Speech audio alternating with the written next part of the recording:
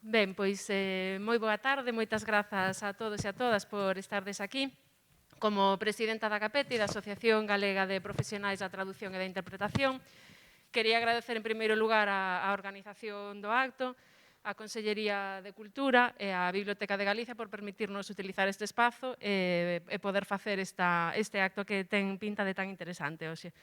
Para nós, para a GAPETI, como para todas as traductoras profesionais, pois o Día da Traducción, o 30 de setembro, un día de celebración, e ademais hoxe é un día un pouco especial, porque penso que todas temos a oportunidade de poder vernos as caras despois dun ano complicado.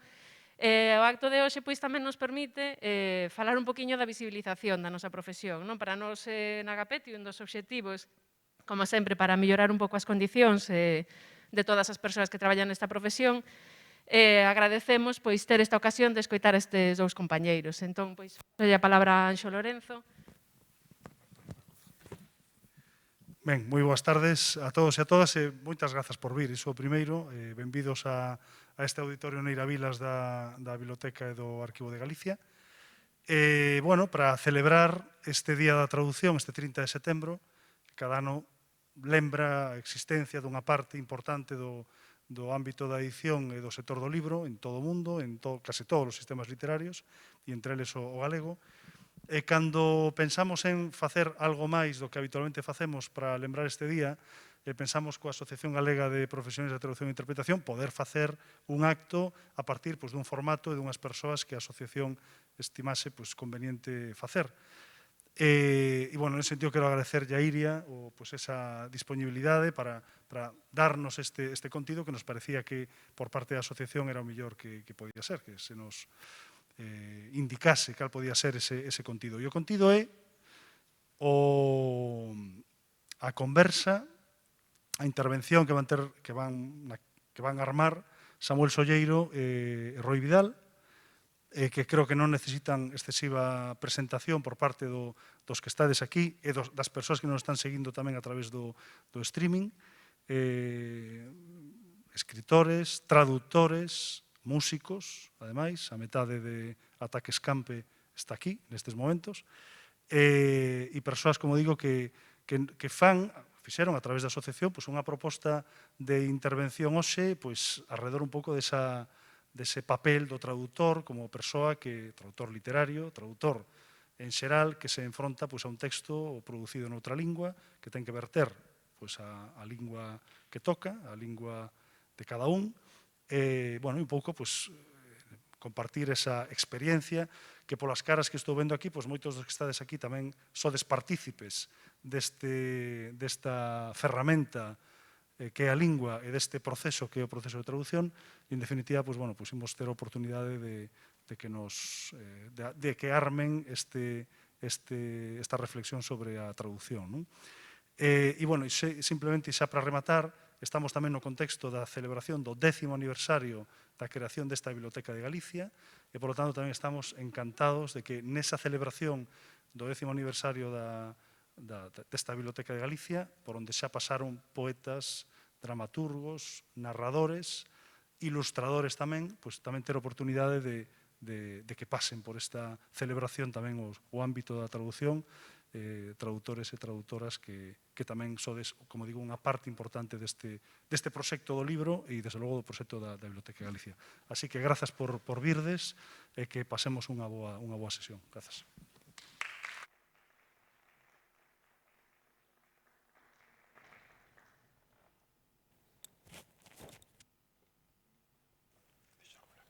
Ben, pois... moitas grazas por vir a todas as persoas que estades aquí. Bueno, tamén grazas a Agapeti, grazas especialmente a Raquel, que se ocupou moito da xestión disto, grazas a Biblioteca de Galicia, grazas a produción, as persoas que traballan aquí na produción disto.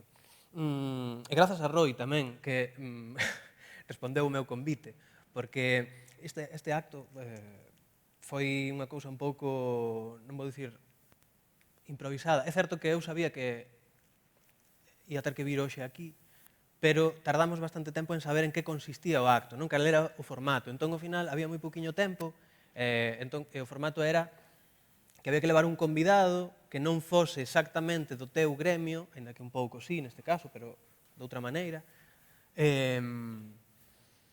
para falar de algo en común ou algo así. Esa era un pouco a premisa, non? Entón, eu lembrei que uns días antes, Roy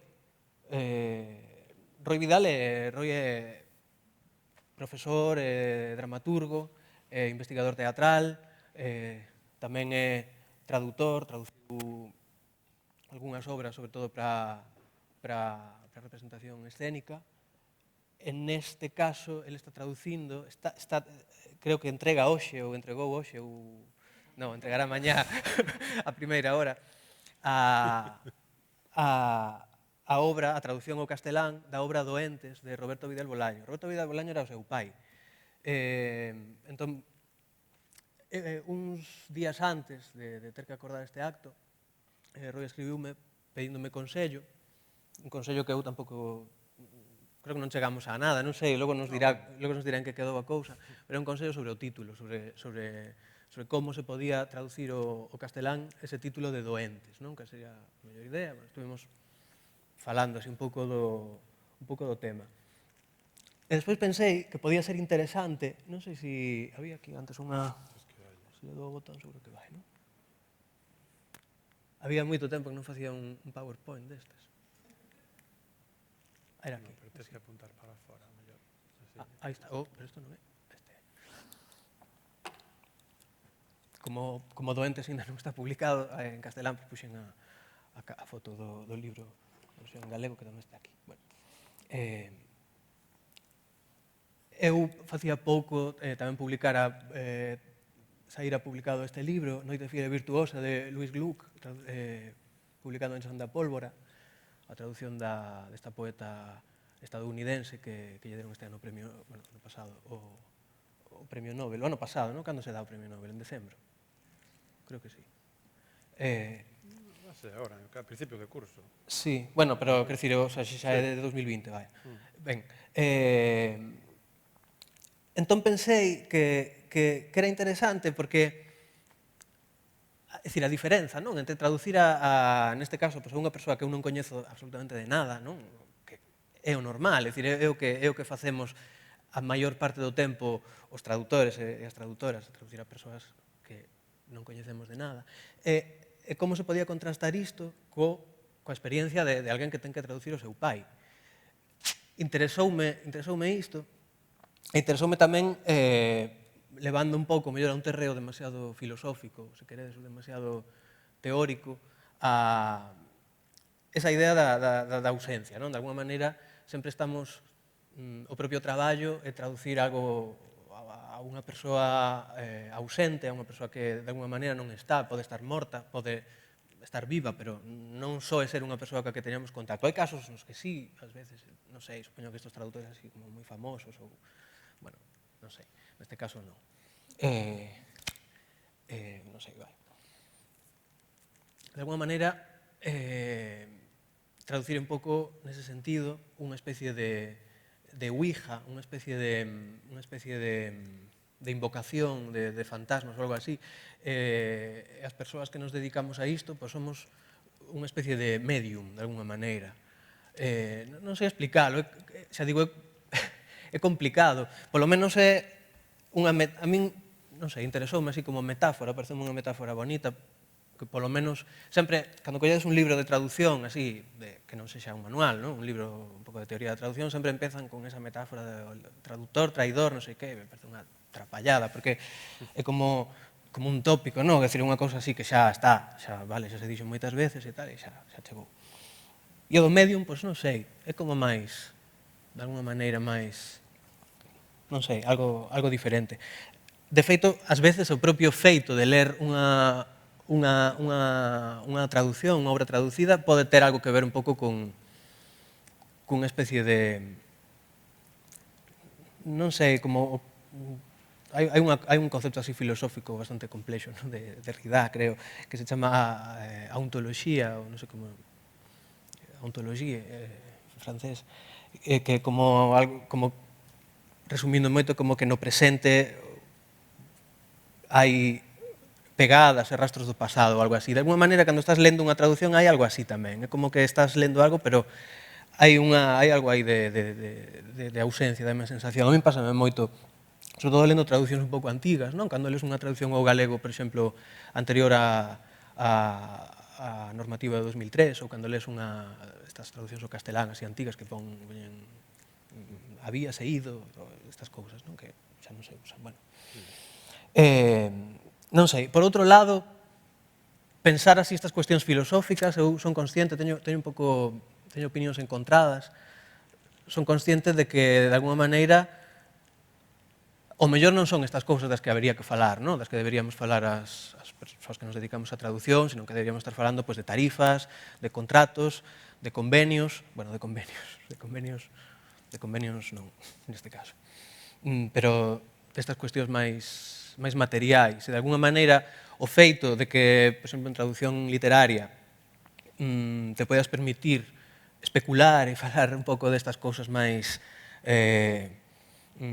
etéreas, non sei ata que punto oculta un pouco esas outras cousas materiais, non? Entón, xa digo, non sei, é un pouco como que gañas capital simbólico, pero ese capital simbólico ao final é o que fai tamén que sexan traballos que se cobren menos, probablemente, non? A traducción editorial, en fin, bueno, varias persoas aquí vexo que sodes do gremio tamén e sabedes un pouco do que falo. Entón, nada, imos organizar isto da seguinte maneira, eu vou ser como se fose unha especie de entrevistador pesado. É dicir, eses entrevistadores, como decíamos antes, como Sánchez Dragó, un pouco menos fascista, pero algo así, que, é dicir, claro, é dicir, eu voulle facer preguntas a Roi para que Roi fale, e despois eu vou dar a réplica. Quer dizer, que é un pouco así ese... Non o fago por ser brasas, fago porque é un pouco como decidimos organizar isto, non? Entón, o que lle quería preguntar a Roi primeiro é como xestiona el a distancia, non? Como é o proceso de traducir un autor que, ademais de ser un autor, é teu pai. Bueno, pois, a ver, a min fixeronme un encargo de doentes desde a ADE, que é a Asociación de Directoras de Escena de España, e eles teñen un acordo coa Deputación da Coruña, supoño, para traducir todos os premios Rafael Dieste.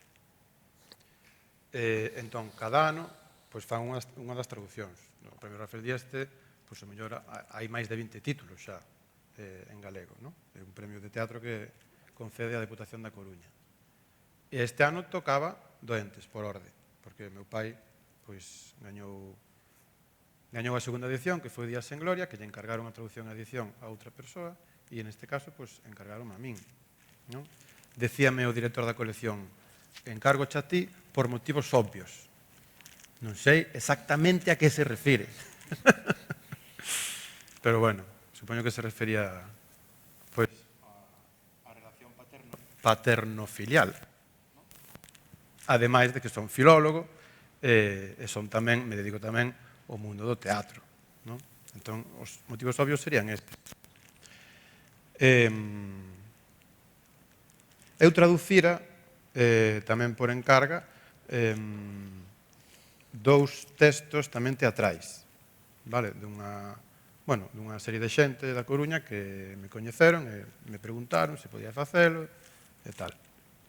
E fixeno así. Entón, esta realmente é a miña terceira experiencia traducindo. E foi sempre co teatro. Agora che contesto a tua pregunta. Eu estive encalado mentre ti falaches. Ben, entón, vin moitas diferenzas coas traduccións anteriores. Claro, é o que di Samuel. No momento de ter que tomar decisións de traductor, de aquí por onde tiro, por esta vía, por esta outra. Esta expresión fago que se pareza máis a original, busco outra en castelán Vale, eu en todo momento, ao traducir o meu pai, eu tiña moi fácil, realmente. Tiña moi fácil. E seguramente non tanto por ser meu pai, sino porque polo feito de ser meu pai, eu, desde pequeniño, pois coñezo como escribe meu pai. Vin as súas obras, todas as súas obras que ele escribiu, vinas todas, prácticamente todas, representadas. Entón, teño un coñecemento bastante profundo da súa obra e da linguaxe que utiliza na súa escrita, e das súas intencións tamén. Entón, aí, claro, eu tería dificultades para diferenciar se esta facilidade é por ser meu pai ou por coñecer eu a obra de meu pai. Porque, por exemplo, calquera dos meus dous irmáns seguramente non terían esa mesma facilidade, porque non se dedicaron ao mundo do teatro, porque non leron, como lín eu, os textos de meu pai, son máis pequenos, tampouco viron todas as obras representadas, entón aí eles teñen máis dificultades. Despois, isto mellor non ven a conto, pero bueno, no fondo sí que ven a conto. Dentro deste encargo tamén me encargaron, ademais da traducción, facer un estudo preliminar. Non un estudo preliminar da traducción, de como traducín, senón da obra. Porque isto é traducir do galego algo ao español, entón está pensado para o público non galego falante do resto do Estado. Entón, claro, cando che piden que fagas un estudo preliminar, unha especie de prólogo, é para que ti presentes a esa persoa da periferia, non? Daqui, da periferia, que a presentes para dala a coñecer a xente que non fala galego, que non lee en galego. E aquí sí que estou xutando a gota gorda, facendo a introducción esta. Isto, o sea, neste proceso pasei non moitísimo peor a hora de ter que poñerme a escribir eu, explicar eu o que significa Vidal Bolaño para o teatro galego que na traducción. Pero tamén tiven un truco que despois o conto. Teño así unha pequena trampa que despois, se Samuel me pregunta, a conto. Bueno, non, por a miña parte nada, foi un encargo de traducción un pouco clásico, nese sentido, máis clásico, pelo menos, onde a editorial se puxo en contacto comigo para traducir esta obra. En realidade, un pouco o interese que pode ter é que a editorial quería traducir outra obra de Luis Gluck que se chamaba Averno, pero como Luis Gluck nese momento acaba de gañar o Nobel e estaba como en disposición de pedir aos seus axentes literarios o que pediron, dixeron, no, podes traducir Averno, que é un libro de hai, bueno, é como era o antepenúltimo neste momento, non? Podes traducir Averno, pero antes tens que traducir o último que saliu e despois tens que traducir o que vai sair despois, e despois, se queres, xa traduces a Averno e o que queiras. Puxeron esa condición. Entón, bueno, pues, vai ser unha serie de 3 libros, non? De momento, o único que saiu foi este primeiro, Noite fiel e virtuosa, que é o máis longo dos 3. Agora hai outro máis, do que, se queredes, vos comento despois, porque ten un título bastante... Winter Recipes from the Collective. E ainda non sei como se vai traducir. E despois se traducirá a Averno pro ano que ven. Falando do axente literario desta muller, de Luis Gluck, non sei se quizáis alguén seguísedes en redes sociais, hubo, xusto por esa época, cando a mí me encargaron traducir isto, hubo unha especie de polémica que consistía como en que había unha editorial española que publicara varios libros de Luis Gluck e despois como que este axente lle dera os dereitos a outra editorial un pouco máis grande. Entón todo o mundo nese momento odiaba moito a Luis Gluck e a toda a xente lle caía moi mal. Despois saiu como que esa primeira editorial levaba tempo como sin pagarlle. Bueno, había tamén... non sei, cocían fabas tamén bastante aí. E bueno, non sei, supoño que agora pues, simplemente xa pasou un pouco así toda esa historia. O que quería entón preguntarlle tamén a Roy é que, claro, tú coñeces a forma en que teu pai pensaba por coñecer o teu pai, por ser teu pai. O caso é, si mentre estás traducindo, porque eu penso bastante nisto ás veces, é dicir, eu ás veces, cando estou traballando nestes libros, penso en Luis Gluck, e é moi curioso, porque eu a Luis Gluck sou non sei, vería 5 fotos dela. Nunca vin, ni sequera, por suposto, nunca vin en persoa, e ni sequera vin vídeos. Non sei nin como se move. Só sei, non sei, como é, e como é, así, de nova vin unha foto, e así de bella, pois, 4 ou 5. Pero ainda así visualizo, ás veces, escribindo. Non sei se a ti che pasa, decir, non sei se ti tes esa visualización de teu pai cando escribiu. Non me lembro de que ano é o libro, o original de Doentes. Do 98. Do 98, ou seja, que, bueno, xa existías ti de sobra. Vai. Sí. Xa existía. Tiña 16 anos. E aínda se iba ao teatro, tendo 16 anos. Vaiche costar que che responda. Porque sabes por qué? Porque, claro, pasa unha cousa, que isto é teatro. Claro, ti estás traducindo unha poeta. Entón ti visualizas a esa poeta, o mellor no seu escritorio, na súa casa, de noite, escribindo os seus poemas. Non? Pois non sei como visualizas, pero Sí. seguramente algo así. De día, igual. Claro, pero eu cando traduzo o texto de Doentes, de meu pai, eu estou visualizando, en realidade, a representación. Eu visualizo moito máis os actores e as actrices facendo a obra. É curioso, porque non sei se sabedes que desta obra tamén se fixo unha película, xa anos despois, xa unha vez morto meu pai. Unha película protagonizada por Pico e Morris. Pero eu, cando traducía, non vía a película, non vía as escenas da película, non vía a Morris e a Pico facendo os personaxes protagonistas. Vía a Pepe Soto e a Gonzalo Reichao, que non nos coñece nin Dios, pero eu vía os a eles. Eu fiábame máis do recordo que tiña da representación teatral do ano 98 dirixida por meu pai. E isto creo que é polo feito de ser teatro, de que non é o mesmo, e o mellor é unha das diferenzas. Traducir poesía ou traducir narrativa que traducir teatro. Porque tamén, cando lés teatro, cando lés literatura dramática, ti tens que facer tamén ese exercicio de visualizar aquilo representado por actores de carne e oso nun escenario. Ou, mellor, xente que ten menos hábito de ver teatro, pois imaginar unha película. Pero, bueno, iso xa é como que lê unha novela, non? Visualizas imaxes, non? Pero, bueno, en teoría, cando lemos teatro non visualizamos unha película, así con toda a parafernalia, sino que visualizámoslo nun teatro, nun escenario. Claro, de feito, eu, por exemplo, traducindo non este libro, o seguinte, que entreguei, a versión definitiva entreguei na onte, había un momento, tú non estás pensando nun recital de poesía, claro, estás pensando, non sei, estás vendo o texto, e estás fixándote moito no ritmo, pero estás fixando no teu ritmo, non moito no ritmo do original, no ritmo oral, non imaginas, quizáis, a unha persoa recitando. Eu, un momento, reparei, cando xa, mellor na segunda ou terceira revisión que facía, que había aí de pronto 4 versos. Luis Gluck non rima nunca, é dicir, é unha poesía de feito moi narrativa, pero había aí 4 versos que rimaban. Non sei se era adrede, é dicir, non parecía, é dicir, polo sentido, pero, joder, rimaba, sabes? Que normalmente o que se fai é evitar que rime, entón, fíxeno con rima tamén, non sei. En todo caso, eu, con iso de visualizar, claro, a min ás veces, eu penso moito, digo, hostia, como lle funciona... Como funcionan as cabezas, non? Eso pode ser un tema que pode chegar un pouco como a obsesionar, non?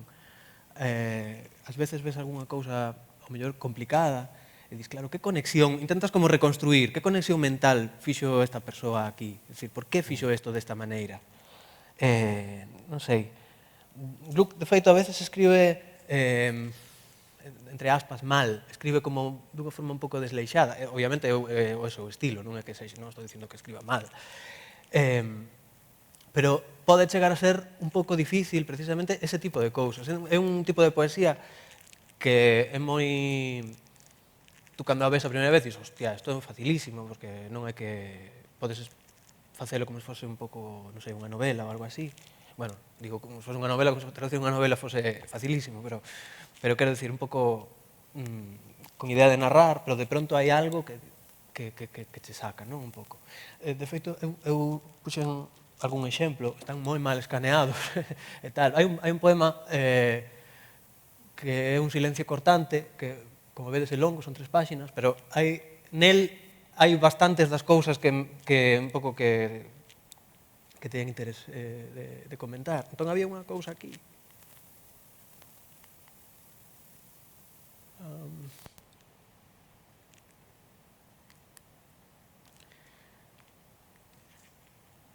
Bueno, aquí está falando dunhas estatuas, dunha muller que está falando coa persoa, digamos, da voz poética, unha anciá nun parque, entón sinala unhas estatuas. Entón, despois hai esta frase.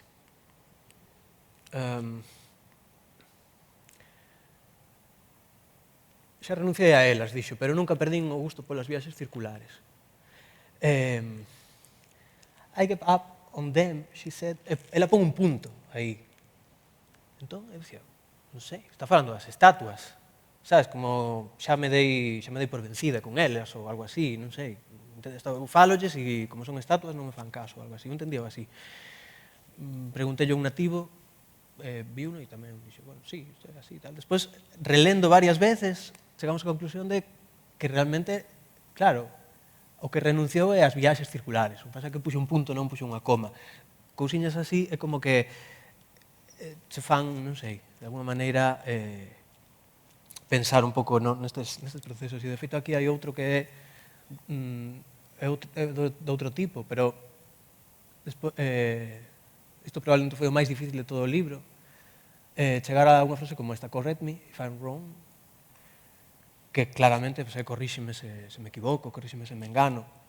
Non hai motivo para traducirlo de outra maneira. O que pasa é que non ten sentido. É dicir, non tiña sentido. Era raro. Era como se ela se esquecese do que acababa de escribir ou algo así. Isto pasa de algunha outra vez. No último libro, por exemplo, hai un momento que fala dunha muller que queda dormida así, pero despois, máis adiante, está deitada no chan. Nunca se deitou, é dicir, é como que se esqueceu de que... Non sei. Chegamos tamén aquí a conclusión grazas a esta persoa que me botou unha man, de que de alguma maneira algo como non sei se me explico podía dar un pouco máis o sentido, podía, digamos, vir un pouco máis o caso, porque realmente tú estás falando das túas impresións sobre algo, non dis, corríxeme se me equivoco, como a un descoñecido. É un pouco extraño, non sei. Pero vai, ese tipo de cousas, non sei. Eu quería preguntarche tamén se o feito de que Roberto Vidal Bolaño falecese no ano xa 2002 resultache doloroso a hora de traballar, ou non tes, ás veces, non sei, o feito, por exemplo, de en algún momento dicir, hostia, que si non sei, gustaríame preguntarlle isto ao meu pai, e non ser posible, non sei, de alguma maneira, como vives isto? Claro, aquí xoguei con vantaxa, porque de alguna forma tiña meu pai moi presente. Porque resulta que xa existía unha versión en castelán desta obra. Entón, claro, el, antes de presentar Doentes o Premio Rafael Dieste, 2 anos antes, el presenta unha versión en castelán diferente, con bastantes cambios, deste mesmo argumento, con estes mesmos personaxes e contando esta mesma historia, con outro título, que se chamaba Requiem. É un texto que envía un premio e queda finalista do Tirso de Molina, que é un premio que se presenta a calquera persoa do mundo que presente un texto escrito en español. Ese ano creo que se presentaran 400 persoas. El quedou finalista e foi algo que sempre nas súas entrevistas aproveitaba para dicir como que mirade que importante é o teatro galego, que incluso eu quedei finalista do Tirso de Molina.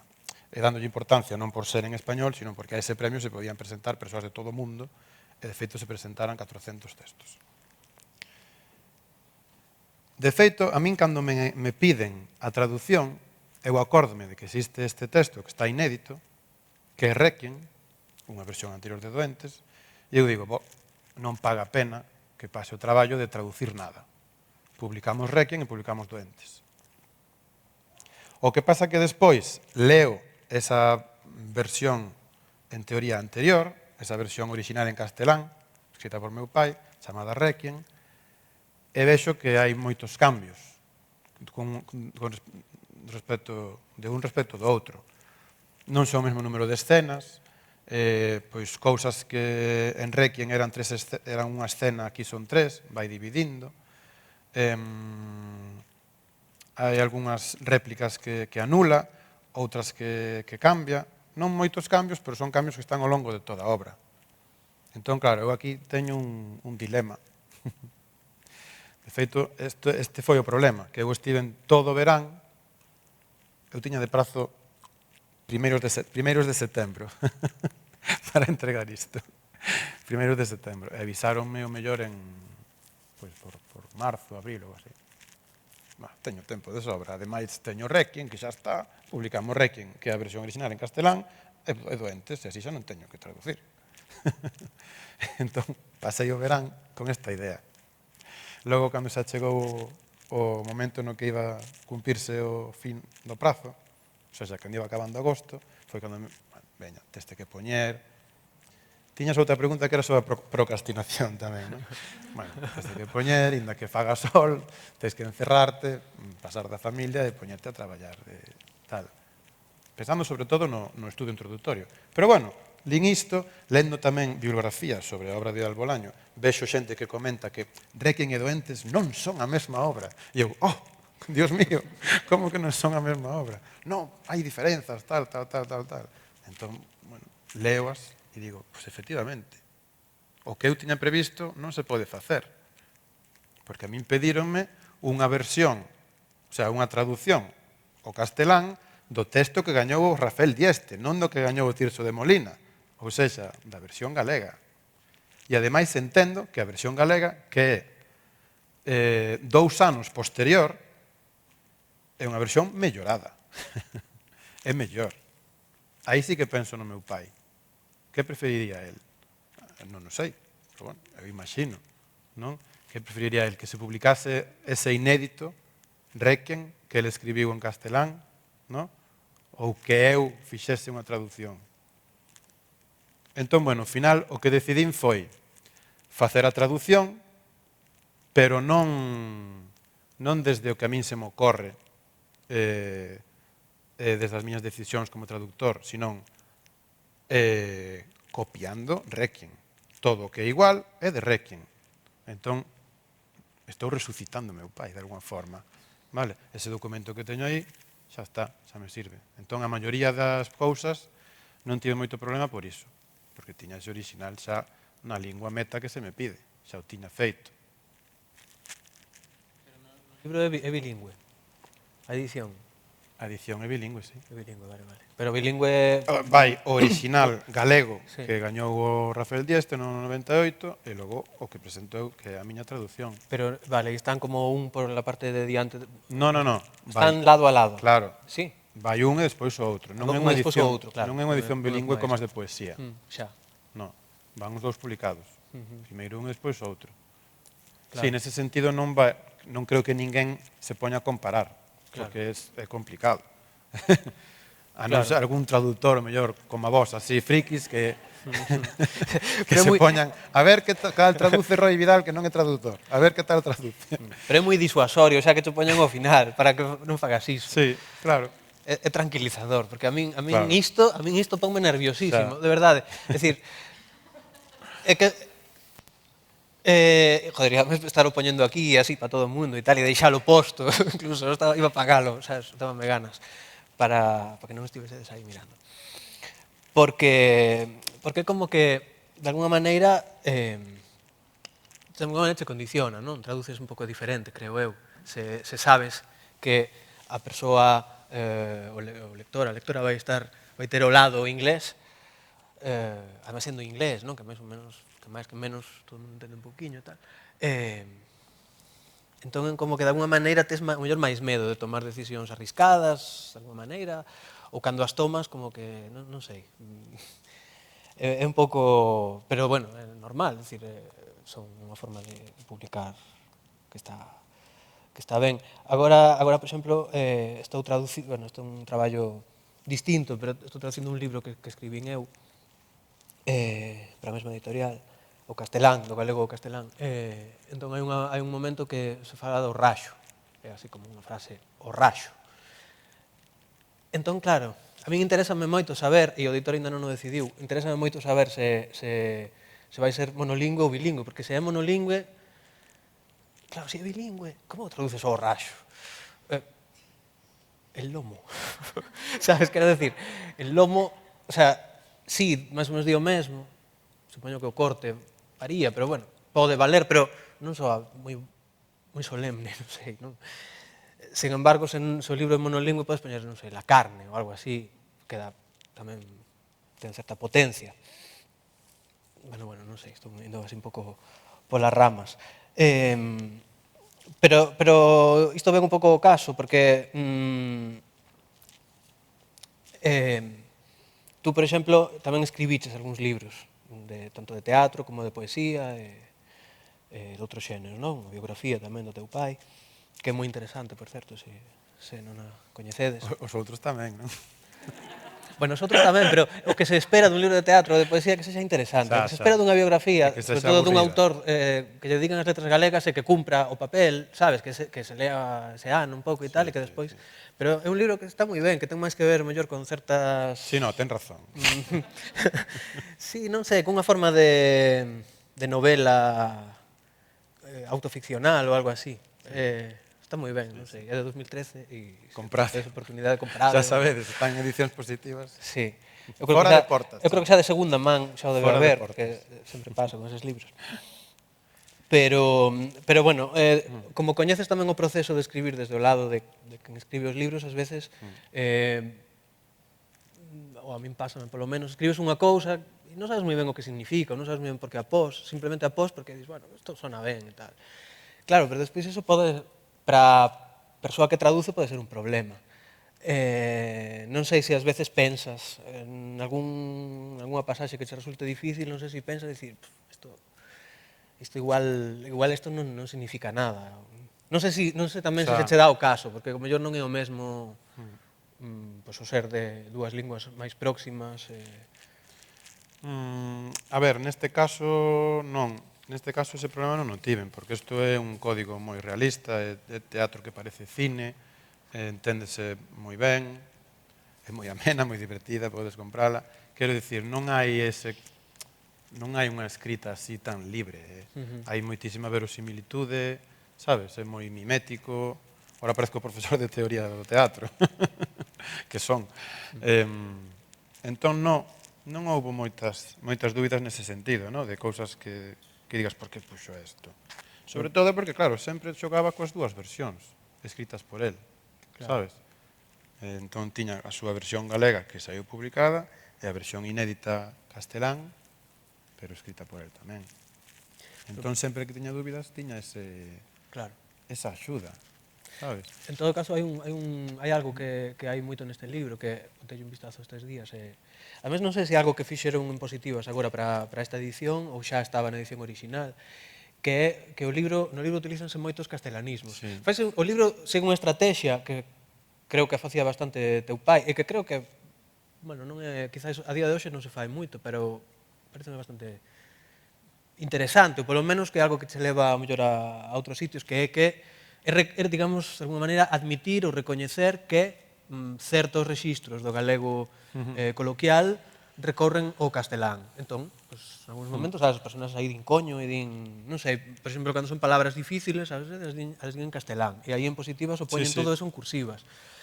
De feito, incluso cousas como cago en ou así, tamén están en cursiva, non sei, igual o criterio mellor non concordo tanto, pero bueno, fano así. Claro, iso, ese papel expresivo do castelán, por exemplo, como pasaches ao castelán? Todo Dios, tamén na versión galega, bueno, non só en este texto, sino en moitos, pois todo Dios, todo xunto. O pai escribiu todo xunto, deixaronlo así todo xunto e en cursiva. Sería todo Deus, non? É como un neoloxismo, todo xunto, todo Dios, non? Sí, aquí teño, por exemplo, coño. Se coño está moito. Sí. Logo, bueno, algunha cousa nese sentido sí que me atopei curiosa. Claro, se eu non contase con Requiem, a versión castelán, non sabería, por exemplo, ou cometería un erro o traducir xa a primeira didascalia do texto, a primeira coutación. A ver, vamos facer un xogo, vamos facer un exercicio. Pensade, cada un de vos, como traduciría o que vou ler, vale? É moi fácil. San Serapio, sombras, moribundos, un can, acampada berenguela, un retrato de José Antonio, a memoria dun guerrilleiro morto e o influxo da súa excelencia. É moi fácil, non?, de traducir o castelán, non? Como sería? San Serapio, sombras, moribundos, un perro, la campana de la berenguela, non? Vale, pero despois eu vou a Requiem e vexo que en castelán o que meu pai escribe San Serapio, sombras, moribundos, un can, la campana de la berenguela. Pero un can, el estaba utilizando xa, antes de facer a versión galega, un can, como un arcaísmo dentro do castelán. Sabes? Entón, eu, claro, eu aí digo, vale, papá, non queres que traduzca, como é, non queres que traduzca can a perro, queres que deixe can, porque así o fixeches ti, por exemplo. Sí que me topei con ese tipo de cousas. E deixáchelo. Claro. Claro, deixeino, porque non vou dicir, se el na súa versión en castelán o fixo así, tamén é por algo. É polo mesmo motivo polo que mete castelanismos cando escribe en galego. Creo eu. Claro, el cando presenta, isto é unha acción que, a acción ten lugar en Santiago de Compostela nos anos 50. Escribes en castelán para que lea xente que non é de Santiago de Compostela, vale? Envíalo un premio que é de Madrid, vale? Entón, el, escribindo en castelán, xogou con esa cousa que tiña Valle Inclán, no?, de escribir castelán con galeguismos. Pois el fixo o mismo, pero dado a volta. Non, o mismo, neste caso é o mismo. Ai, xa me lío, como estamos sempre dunha lingua para outra. Claro, fixo ese exercicio, ese mesmo exercicio. Que é algo moi da poética de Vidal Bolaño, como escritor en galego, de aproveitar a diglosia con unha finalidade estética, ou poética. Non eliminala, non obviala, sino aproveitala.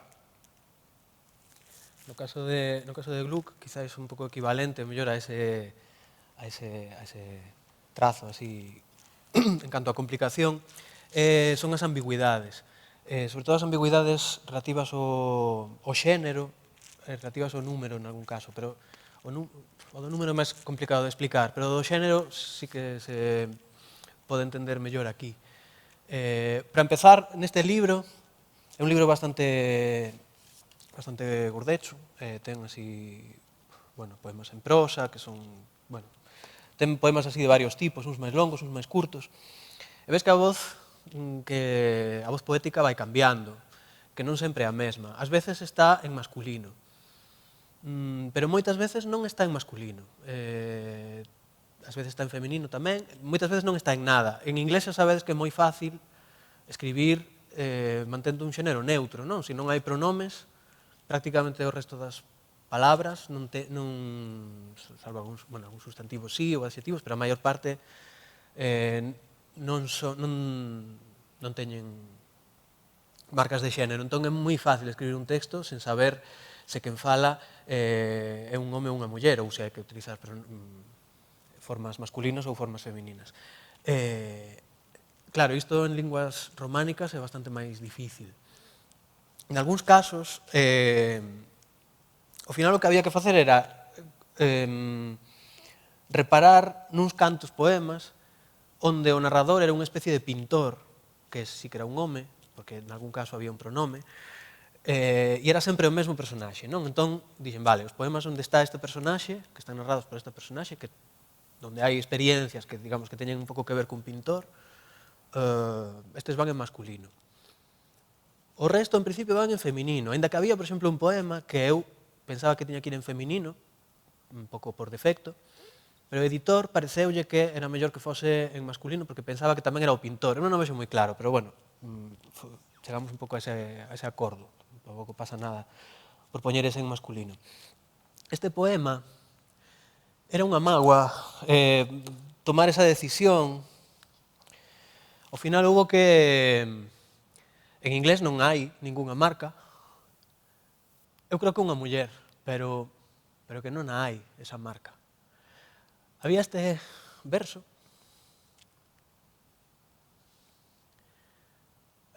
We were sitting facing each other. Isto era moi difícil de traducir de forma literal sen utilizar un xénero. Ao final optamos por estábamos cara a cara, que tampouco me parece vista agora a mellor solución, porque iso, bueno, ao final era un pouco o que iba a condicionar todo. Eu propoñía, estábamos nun banco, pero tamén é certo que era un pouco inventarse o banco. Bueno, se están nun parque sentadas, non van ser no chan, será un banco, pero non sei. Ao final quedou así. É curioso porque ao final esta decisión hai que tomala moitas veces. Hai que tomala mesmo coa orientación sexual dos personaxes, digamos, das persoas das que falan os poemas, ás veces. Cando fala de my lover, non sei, o meu amante, a miña amante, pues, namorado, namorada, parella. Ao final puxemos parella. Creo que é unha forma de solucionalo, pero é certo que hai veces onde hai que tomar esa decisión. Hai veces en que se fala de doctor e hai veces en que se fala de nurse. E esas cousas, ao final, é curioso, porque cando Gluck pon pronomes, ao final os doctors son homes e as nurses son mulleres. É dicir, fai así. Entón dis, vale, pues, ela fai así, pero por que o vou facer así? Ou por que o doctor dun poema non vai ser unha muller? Noutro poema, pero será outro doctor. Non sei, ao final os doctors os repartín, e as nurses son mulleres, porque non saen neste libro, as nurses saen no outro. Porque traballan como con mulleres maiores e polo contexto tiña como máis sentido, quedaba mellor, pero en realidade son decisións superdelicadas, creo que é todo, bueno, está cheo delas. De feito, hai... Ao final hai toda esta parte que reparei en que así adoitaba falarme a miña nai. Os seus cortantes silencios servíanme de amoestación e de castigo. E de alguma maneira, dixen, hostia, este personaxe, é dicir, non sei, como que esta relación entre coa nai é como unha muller coa súa nai. Resultaríame raro que estes silencios, non sei, esas amoestacións as fixese unha nai a un fillo. Vería o extraño, non sei. Ao final, tens que tomar decisións partindo de cousas así, de sensacións que che dan. Non sei se, en fin, non sei. Esta foi para min así unha das principais dificultades. Hai unhas preguntas, veña. Sí. Sobre o título, por exemplo, como que pasou ao final? O título. Porque vale, o título é moi complicado. Claro. A ver, o título en principio non sería complicado, non? Doentes. Sería enfermos. Vale, que pasa? Escoitadesme, ahora sí. Vale, que pasa? Que claro, ti lees a obra, efectivamente, conto un pouco así, intento resumir o argumento. No ano 50 expulsan do que hoxe é o Hostal dos Reis Católicos, daquela hospital, Hospital Real de Santiago, expulsan a todos os enfermos que hai dentro ingresados, porque aquilo vai deixar de ser un hospital para convertirse nun hostal. Vale? Entón, bótanos a todos á rúa, nunha noite, dun día para outro. Eso pasou de verdade. Meu pai tiña estas cousas, que contaba cousas que pasaran das que xa non temos memoria. Pero facía iso moi ben.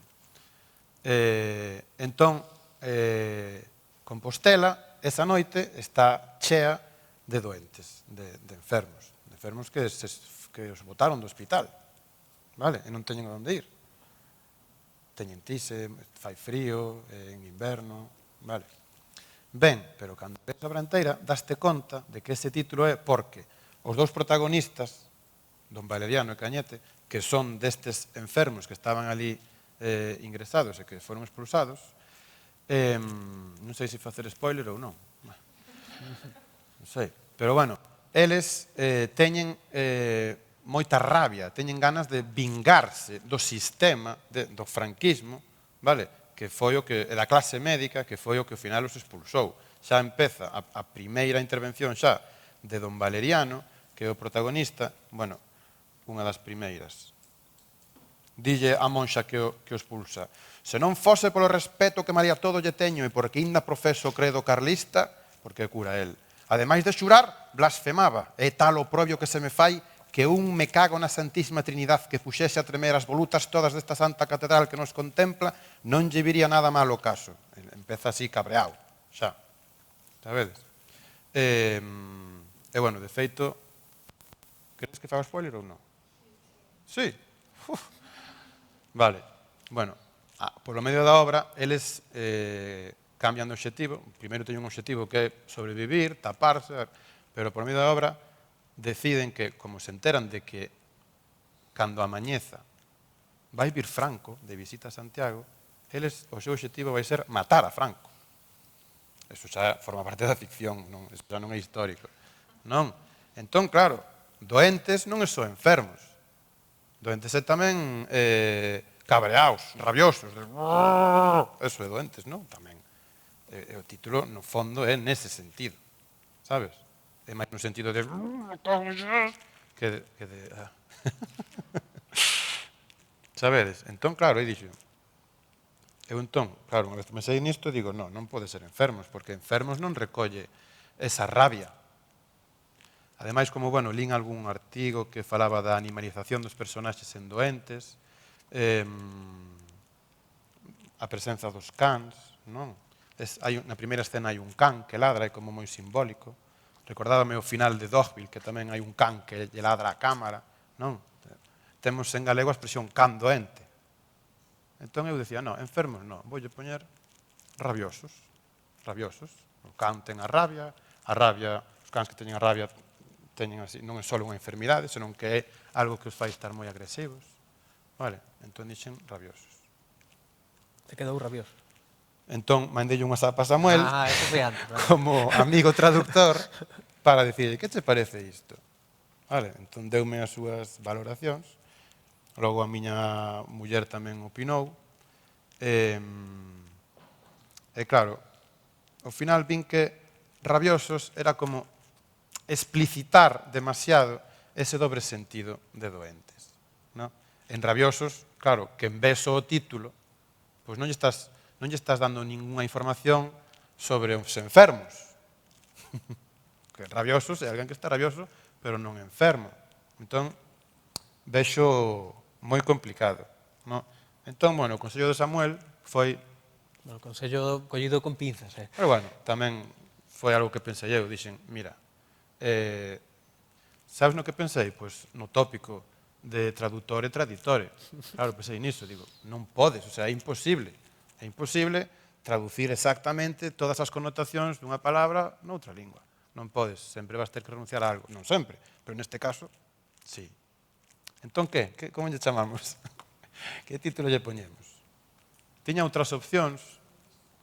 Que opcións tiña? Bueno, tamén me dicía Samuel, pois ponlle Requiem, que é o título da versión castelá original, no? Pero claro, se ves unha edición bilingüe, Requiem, doentes, pero este Roy é tonto. Doentes non se traduce Requiem. A xente non vai, se ti ves, entras na web da cultura galega tal, non vas a informarte, solo ves Requiem doentes. Non vas a saber, é Requiem porque non vas a acceder á explicación. Eu ao final de canto... Ainda teño de prazo hasta esta noite para enviarlo, o sea que... Axudádeme. Eu ao final decanteime por enfermos. Sí, enfermos.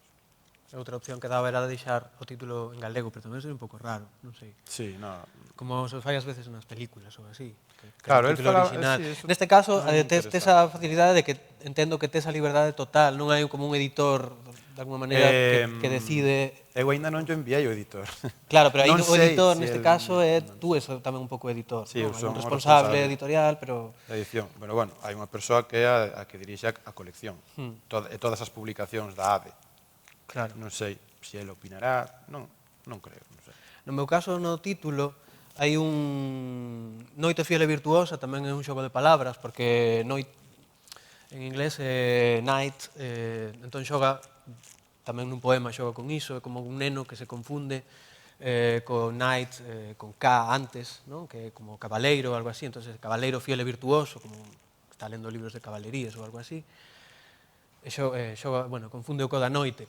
Todos os idiomas traduciron como noite fiel e virtuosa, e ao final pues, optouse polo mesmo, e cando aparece, pois, nos textos hai unha nota a rodapé. Eu non son un gran partidario das notas a rodapé, sobre todo en poesía, creo que che sacan un pouco. Se é por razóns culturais, o mellor sí, pero para explicar un xogo de palabras, como esas que se poñían antes nos libros, que poñían, como era, juego de palabras intraducible e tal. Así que, intraducible, non sei. O sea, non, intraducible non é. Pasa que non vas a inventarte así algo moi loco e poñerlo no título, non? Título, bueno. Pero, sin embargo, sí que foi bastante complicado, está sendo incluso bastante complicado, e eu, ao mellor, sí que aproveito. Este é o libro que vai sair agora, a finais de outubro, que é Winter Recipes from the Collective, que o difícil é o de Collective, non? Porque, en realidade, xoga un pouco un dobre ou case triple sentido, non? Do colectivo, é como nós, das persoas e tal, pero tamén hai como unha especie de colectivo no sentido de granxa colectiva, non? Como unha especie de... Hai algúns poemas que están ambientados nunha especie de, non sei, de comuna agrícola, onde plantan bonsáis. E ese tamén é collective. Entón era un pouco complicado, porque había que buscar unha palabra que tivese unhas connotacións de grupo pechado, pero tamén que servise para toda a xente. Colectivo servía, o que pasa é que colectivo como que evoca para min un pouco demasiado como o mundo das artes ou algo así, non? Un colectivo artístico, algo así. Ao final, outra proposta que tivemos foi comunidade. Comunidade creo que máis ou menos pode servir para o da granxa esta e pode servir tamén para toda a xente. Creo que vai ser o que quede, probablemente, pero como aquí hai moitos profesionais da traducción, pois o mellor tedes algunha idea mellor que me encantará oíla, porque creo que ainda estamos a tempo. Será receitas de inverno da comunidade, receitas de inverno do colectivo. O que pasa é que ao editor non lle gustaba moito que houvese a preposición de dúas veces. Entón, ao final, vai desde receitas de inverno. A alternativa que me daba era receitas invernais, pero eso me parece un pouco que tamén limita o sentido, non sei, non é o mesmo. Unha receta de inverno, unha receta que faz en inverno, non sei, invernais é como que califica só, non describe. É como parecido, pero non é igual. Receitas de inverno desde a comunidade. Receitas de inverno desde o colectivo. Que vos parece? Son profesionais, cobran. Non ves, a mí non me dixeron nada, iso que era unha palabra sola. Tamén é verdade. Ben, última cousa, última pregunta. Simplemente...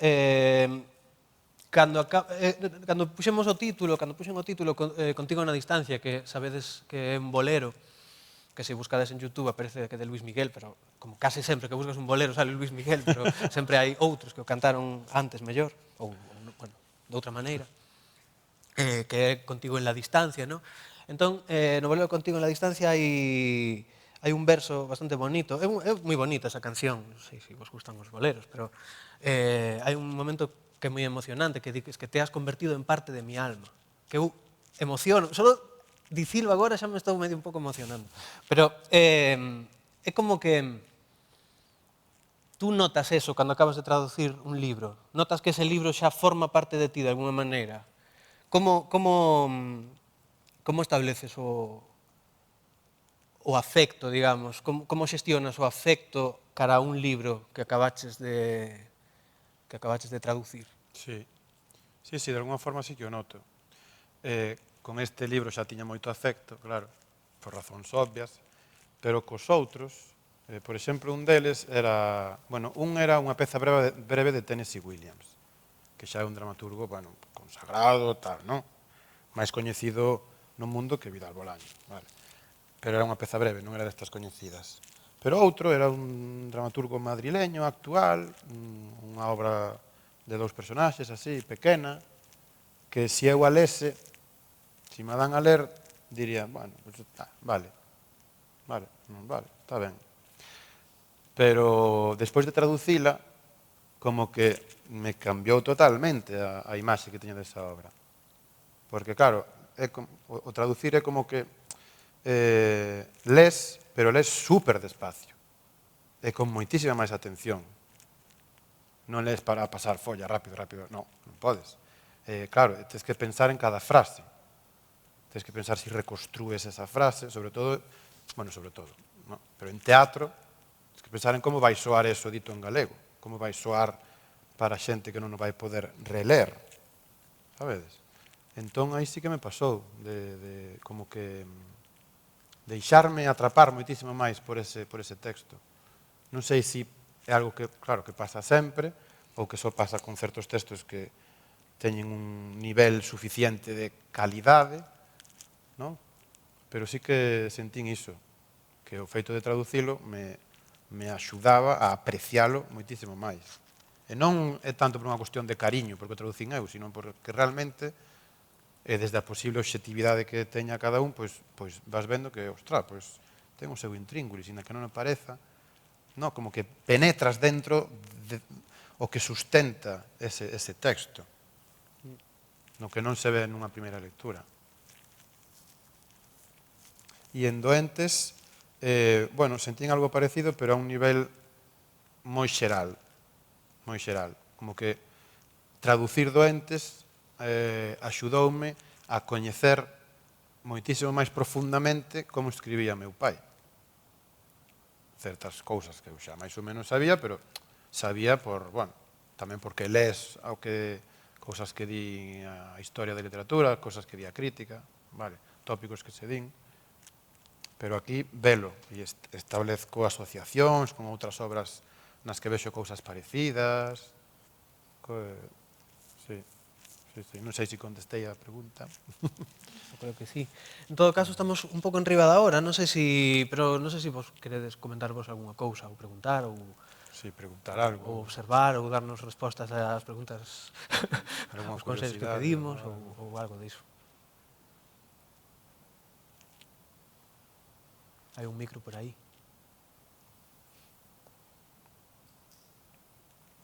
Ali. Eu non son traductora, evidentemente, se non conoceríasme, pero vexo que os dous fixestes bastantes referencias á influencia do editor no voso traballo. E quería que contarades un pouco isto, porque parece que hai decisións que non só tomades vos, que toma o editor, ou que tomades conxuntamente. Pois eu o que podo dicir é que hai cada libro do seu pai e da súa nai. Cada editora funciona dunha maneira diferente, polo menos segundo a miña experiencia. Eu dedícome principalmente, como nun 90% así, a traducción audiovisual, aí é todo bastante diferente. Na traducción editorial fixen 5 libros con este, o galego, 6 co meu, e outros 3 o castelán. En algúns casos hai un editor... non sei, é dicir, varía moito, non? Hai desde o que publica o libro tal cual o entregaches tú, como neste caso o Chandapólvora dá bastantes consellos. Algúns son... tampouco tes por que seguirlos todos. Algúns son máis acaídos, outros son menos. Son consellos editoriais, despois estarían consellos lingüísticos, logo estaría unha revisión lingüística, ese tipo de cousas. Os consellos editoriais moitas veces teñen que ver, neste caso, co ritmo, teñen que ver con non repetir palabras, ese tipo de cousas. En xeral está moi ben que alguén faga unha lectura tan atenta. Pode ser que en algún momento se faga un pouco excesivo ou haxa cousas que mellor, querendo simplemente que soe mellor, se está afastando moito mellor do que hai escrito no original e aí hai o mellor que parar un pouco os pés. Pode haber tamén o mellor algunha diferencia de criterio, non sei. Había neste libro, por exemplo, hai un poema, non é este, que é un soño, está contando un soño. Entón eu empeñeime en que eso tiña que ir en imperfecto, porque os soños en galego contanse en imperfecto. Eu soñaba que era, que ia, que facía. O editor decía que un poema todo en imperfecto que non podía ser. Entón aí sí que, por exemplo, tivemos un pouco de discusión. Esa gañeina eu, algunha outra perdina. Non estou whatsappeando, estou mirando, antes estaba mirando no Drive o texto que teño onde traballei eu aí, que eu tiña aquí no Drive, entón era a ver se eu tiña algo marcado así para comentar e tal.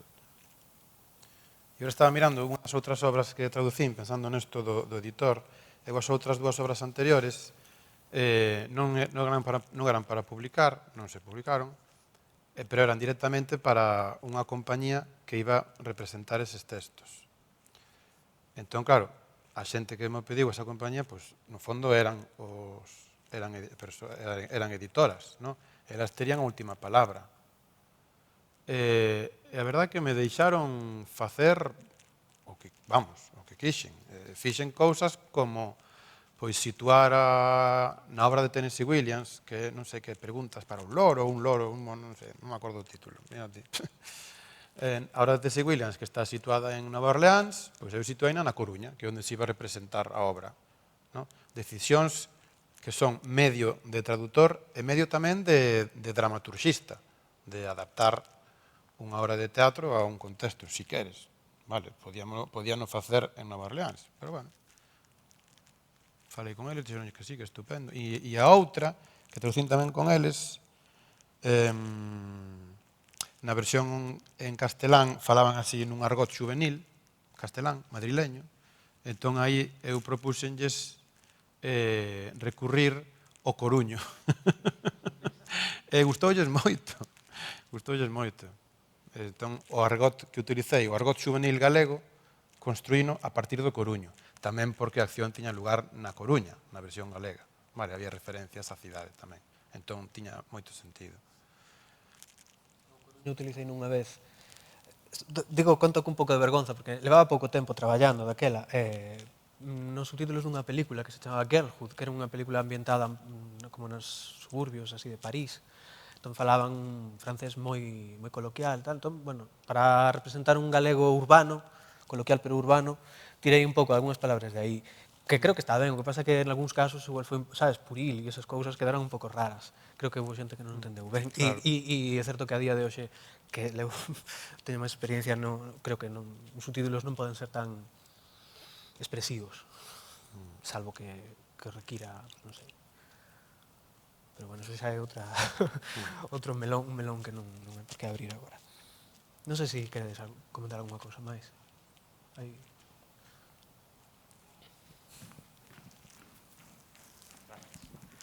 Pois, xa que estamos, boas tardes entre compañeros de profesión, e xa que nos preguntaches a nosa opinión sobre o título da obra do teu pai, estaba a darlle voltas, e seguro que máis de unha persoa tamén, que nun principio a tua opción de rabiosos gustábame bastante máis, porque indica a enfermidade da rabia e tamén esa raiva que teñen eles dentro, do que lles acontece. Sí, eso era o que pensaba. En cambio, con enfermos, en castelán, a mí faime pensar nunha persoa que está enferma, que ten unha enfermidade que a padece, pero ademais, en castelán, esa idea de estás enfermo, estás medio tolo. Non hai esa noción de raiva. En cambio, iso que che dicía... Dixo a miña muller, en castelán tamén temos a expresión ai, me enfermas, que aí sí que hai algo de rabia. Sí, pode ser. E entón... Ela non é traductora, pero... Amigo de rabiosos, gustaba moito máis, e queríache preguntar por que fuxiches da opción máis obvia, que sería dolientes, que quedase un pouco como arcaico, pero que tamén ten ese dobre sentido de estar doído e de ser enfermo, aínda que hoxe en día non se empregue, pero que nos anos 50 millóns. Esa Samuel tamén a comentaba, a de dolientes. O que pasa que me parece que non son exactamente equivalentes, por eso que distí, porque dolientes como que algo que ninguén di, sabes, que está en desuso e que soa como arcaico, e doentes non ten esa intención arcaizante. É que por eso que me parecía que a equivalencia non era esa a razón, sabes? É unha palabra que descoñezo, o sea, que non... Porque, sabes? Porque me dixo Samuel que eu non pensaba que dolientes existise. Me dixen así nunha chuvia de palabras, tampouco me Sí, así como moitas opcións. E ademais doliente, despois buscando, tiña máis relación coa dor, e co duelo, parecía a min que evocaba un pouco máis iso, que non tanto esa rabia. Sería a traducción literal, supoño que sería esa, claro. A mí gustaba máis rabiosos, Sí, Sí, xa. Bueno, foi a primeira que pensei eu, pero eu dinlle voltas durante días e vos aínda tedes que darlles voltas. Foi a... No, porque hoxe acaba o prazo. No. Pero podedes aí... unha persoa aí. Eu creo que se ás 5 da mañá lle escribides a Roi... Hola. Eu penso que rabiosos, en castelá, ten unha forza que reproduce a forza que ten doentes en galego. Ademais de estar completamente de acordo cos argumentos que deu o compañeiro. Sí, claro, o que pasa que como a obra, digamos, o incidente incitador, que se fala así en guión de cine, da obra é que expulsan os enfermos dun hospital. Entón, critícase a clase médica, claro, non son rabiosos, tampouco teñen a enfermidade da rabia. Entón sería como traicionar demasiado. El en galego podría ter dito rabiosos, que tamén é galego, pero el en galego chamoulle doentes, non? É que non hai unha... Claro, se houvese, xa non estaríamos falando disto, non hai unha... Non é fácil, pero grazas polos vosos comentarios. Pero ese tamén é un mesmo desafío de que sexa bilingüe, non? Porque nun libro que non é bilingüe podes chamar como queiras. Xa. O sea, que si poderías chamar, non sei, Requiem, por exemplo. Sí.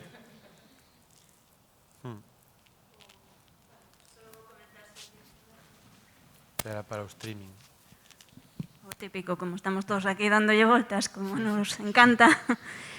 O que diste que como é bilingüe, ti obviamente queres buscar solo unha palabra, pero senón enfermos e rabiosos, creo que mola bastante.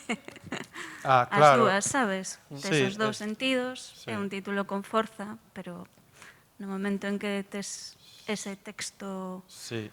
ao lado Claro, é un aparte, pouco complicado. na colección, na portada, saen os dous títulos. De feito, a outra de meu pai que está nesta colección era Días en Gloria. Días en Gloria, Días sin Gloria, só cambia unha letra. Pero saen os dous títulos, aparte, co mesmo tamaño, sabes, en igualdade de condicións, saen na portada e en todo. Entón, eso como... Aí pensaba eu, aquí a xente que se dedica a traducción vai pensar, doentes, cámbialo por... No, tens que poñer unha palabra. No? O autor puxo unha palabra.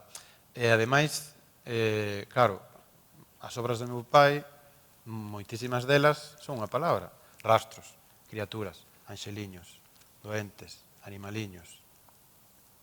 E forma parte da súa poética, eso de poñer unha palabra como título. En todo caso, creo que se escandalizaría máis sería a xente que non se dedica a traducción. Que se dedica a Sí, traducción probablemente tamén. se dea conta da cal era por que fas era o iso. problema e entenderá máis estas... Sí, tamén é certo, claro. Non, pero sempre están esas típicas... Coas películas pasa moito, non? Coas películas, se chama claro. así e tal. Que total, iso sí que nunca hai... Si son pelis así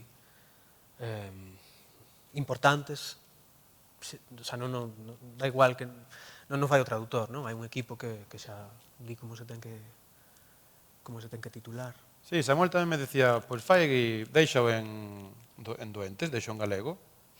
Pero claro, penso, eso faise coas películas, pero non se fai coa literatura, non? Se faise que estamos coas películas porque faise agora.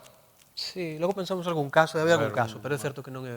Un western en inglés, ou eso, o título en inglés, non? Agora faise o... Pero...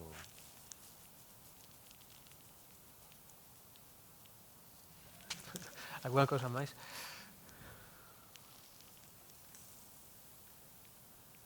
Cando saia publicado estaredes atentos. Ao final, a ver se Roy me fixo caso a min, aquela que estaba na segunda fila, aquela que... Bueno, do meu non se vos ocorre nada, xa... Eu teño algo máis de tempo que ainda... É que o teu non é unha palabra, o teu é... Ainda lle vas dar a lata despois o maquetador ou a maquetadora. Sí, cambiando de opinión. Sí, porque aparte, claro, o deseño, o sea, sendo o título, supoño que tampouco lle fará graza, non? Non é como cambiar unha palabra. Claro. Pero bueno. Nada máis. Bueno, pois nada, moitas grazas, podémoslo deixar aquí. E nada, Pois, eu quería acabar, é unha tontería, non? Pero quería que acabáramos así, como saindo e tal, soando o bolero este que vos dicía antes, o que pasa que non provei aquí a dar, entón non sei como se pon. Estaba aquí ao final, mirade que tontería. É como de exposición de instituto, pero estaba a versión de Lucho Gatica, que é moi guai. Sí, bueno, acabar con cancións, eu que sei. Pero seguro que se lle dou non fai nada. Non fai nada, volve para atrás. Bueno, pues nada. Canta. Non é plan, canta tú. É que eu non sei. Se dedicabas a iso. Eu non sei. Non caio un calé. Non. Pero da igual. Bueno, non sei. Pois nada, moitas gracias. Se ninguén se anima a cantala, grazas.